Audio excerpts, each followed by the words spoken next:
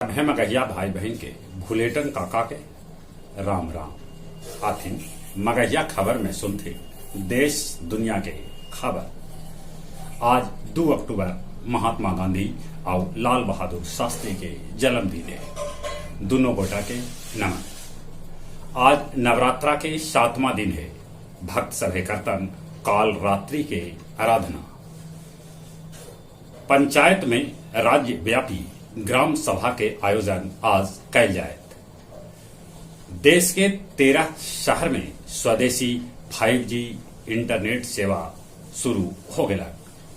मल्लिकार्जुन खड़गे राज्यसभा नेता विपक्ष पद छोड़ल।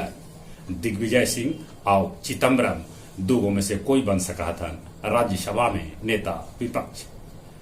आज से खादी के कपड़ा पर 25% छूट दिल जाए। राजस्थान में अशोक गहलोत मुख्यमंत्री पद लेलन अड़ान।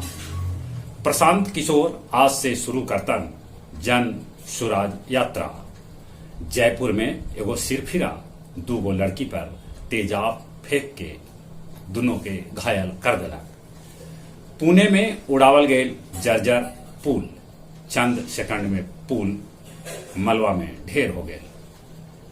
कानपुर के एगो ट्रॉली पलटे से 27 आदमी के दर्दनाक मौत हो गए। सभे कोई एगो मुंडन समारोह से लौट रहा था। प्रेम ब्याह करे पर बहिन के नवादा के नेमदागंज बाजार में भाई गोली मार के हत्या कर दिलक। खगड़िया NH 31 पर अनियंत्रित कार गड्ढा में पलट गए, जकरा में 3 आदमी के मौत हो गया। ईरान में एगो बलोच लड़की से रेप पर पुलिस के गोलाबारी में 36 आदमी के है मौत के खबर।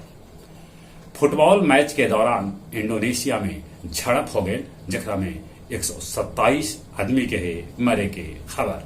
दिल्ली में चीनी दूतावास के सामने तिब्बती युवक युवती कैलन प्रदर्शन। पाकिस्तान के पूर्व प्रधानमंत्री इमरान खान के ऊपर गिरफ्तारी के तलवार लटक रहा है।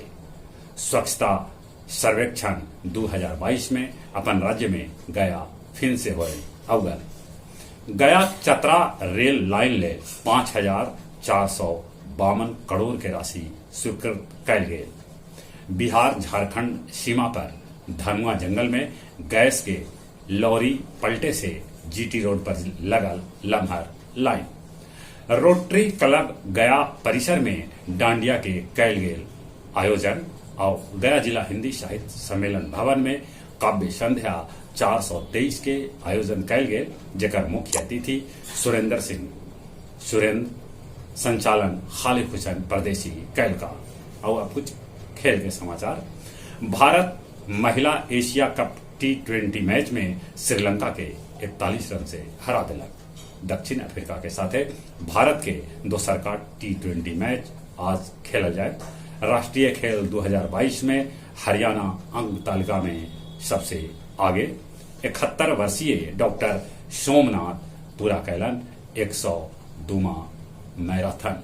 जहां तक मौसम के सवाल है, मौसम विभाग सूचना दिलका है कि अपन गया जिला में 4 से 6 अक्टूबर के बरस सका है पानी। चले अपने सभे के एक बार फिर से भुलेटन काका के राम राम।